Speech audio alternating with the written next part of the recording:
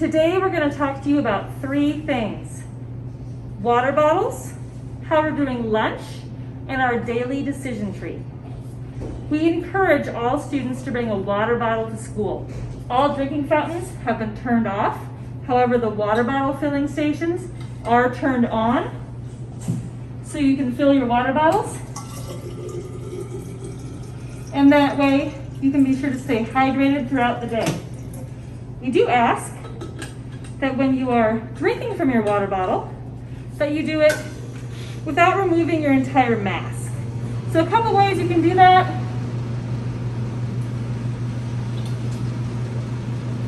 I took one side off. If you have a straw, it's pretty easy to go that way.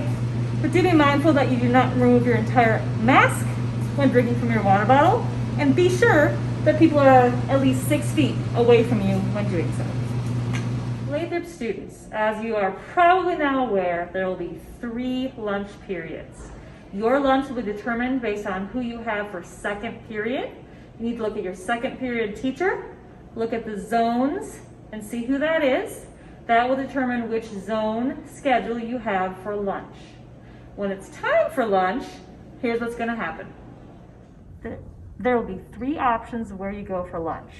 Here in the library, or here in the rock garden hallway, or here in the cafeteria. So what's going to happen at lunch is you will leave your belongings in your second period classroom. You will go through the lunch line. We will have 3 separate lunch lines. And then you'll go to your space of choice. You will see on the tables that they have been numbered, and you will have to sit at one of the numbered spots. There'll be 1 person per table, and in the library and in the rock garden hallway, those tables or desks are also numbered. By Tuesday, you're going to need to decide the space that you want to eat every day, because that's going to end up being your assigned space. So you'll get some choice on deciding where you want to go Monday and Tuesday, and at lunch on Tuesday, we'll be walking through and writing down your seat, and that will be your seat for the remainder of the quarter. A reminder, lunch is closed campus. You can choose to bring your own lunch each day, or you can have school lunch. Currently, school lunch is free for all students. We ask that all students review the daily decision tree each day before coming to school. It's very important that all of our students and staff follow these guidelines, as we want to prevent any potential spread of COVID-19. So, students who have traveled outside of Alaska the past 14 days will need to quarantine and get a COVID test, as you can see here on the decision tree. Students who've been in close contact with anyone who has tested positive for COVID-19 or been asked to self-quarantine because of close contact with an infected individual have days that they also need to quarantine, 7 or 10 days, depending on the situation, as is in the daily decision tree.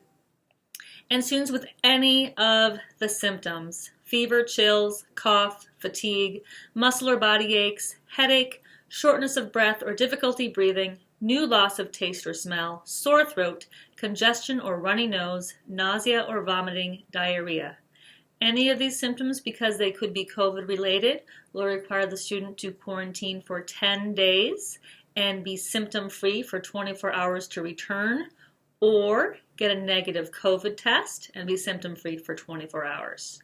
Our nurse, Susan McLean, can answer any questions that you might have about any of the protocols in our daily decision tree.